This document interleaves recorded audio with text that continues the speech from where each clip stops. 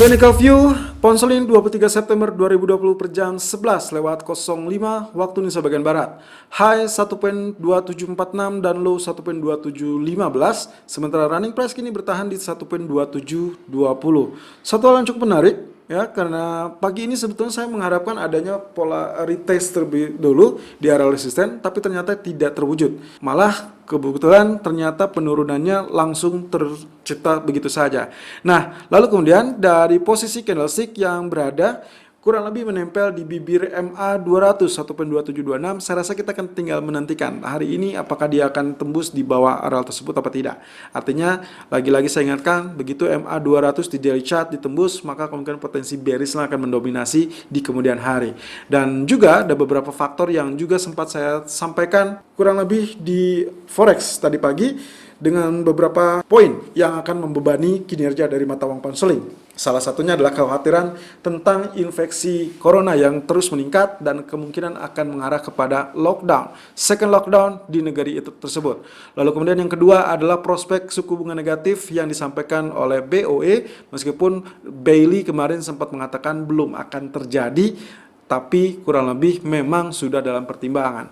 Lalu kemudian yang ketiga adalah yang menjadi faktor lebih dominan adalah tentang kekhawatiran terhadap Brexit. So, itu kurang lebih poin-poin yang mungkin akan terjadi dalam beberapa waktu ke depan. So, support berikutnya 1.2624 saya rasa akan menjadi faktor yang sangat penting untuk kode berikutnya, karena MA 200 1.2726 relatif akan mudah sekali didobrak ataupun ditembus. Dan betul ternyata kemarin meskipun kita memprediksikan sempat ini antara dua hal, bisa saja terjadi pantulan dengan harapan tentang double bottom, dan harusnya kalau misalkan ternyata kemarin ditutup dengan doji candle, berarti hari ini bisa melakukan buy. Tapi ternyata dia bearish candle, sehingga untuk hari ini pun kita akan mengincar area sell on pullback.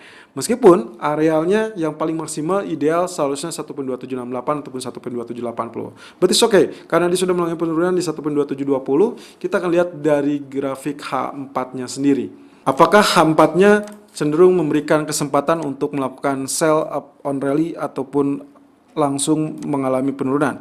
So, ini adalah zonanya. Kemarin trend channel kita sudah terbentuk dengan sangat baik, lalu kemudian turun yang sangat menggugah selera di 1.2711, berarti low yang sampai sini tercipta di 1.2715 menjadi area support psikologis. Kalau itu ditembus, silakan Anda follow sell.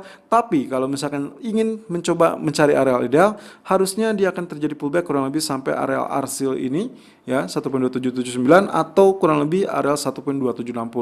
Jadi kalau misalkan ada kurang lebih di area 1.2760, saya rasa itu sangat layak. Apalagi dengan range yang masih cukup tipis hingga siang hari ini, maka kemungkinan potensi retest area resisten tersebut masih bisa terjadi. So, sell on pullback 1.2768 sampai 1.2780, atau yang tadi saya sebutkan 1.2760, 1.2770. Target pertama adalah 1.2728 dan target kedua adalah 1.2668. Stop loss silakan gunakan di area 1.2840.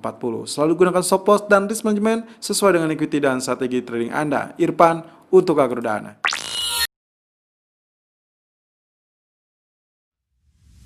Technical View Euro USD 23 September 2020 per jam 11:09 waktu Indonesia bagian Barat. High 1.1709, low 1.1674, running price 1.1674. Wow, terlampau cepat untuk tergelincir teman-teman. Akhirnya kita tidak mendapati area pullback di 1.1740, karena tadi pagi saya sempat men-share hal tersebut untuk melakukan sell atau menunggu sell di area tersebut. Tapi ternyata hanya bergeming di 1.1709 lalu kemudian tertekan. It's okay, kita akan lihat dari pola kelanjutannya.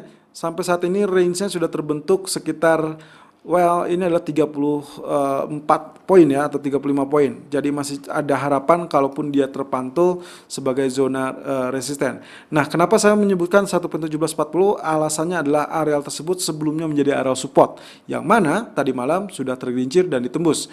Artinya lagi, berarti apa yang sempat menjadi support kini menjadi resisten. So, itulah sebabnya kenapa saya menunggu areal ideal tersebut. Dengan asumsi juga setelah dia breakout harusnya akan ada pullback.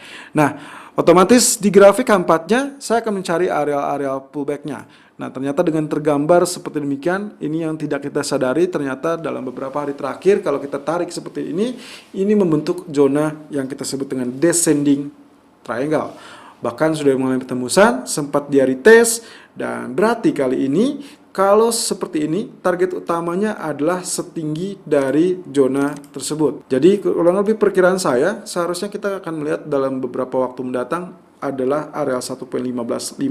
Wow, sangat dalam, bahkan kemungkinan penurunan masih akan berlanjut.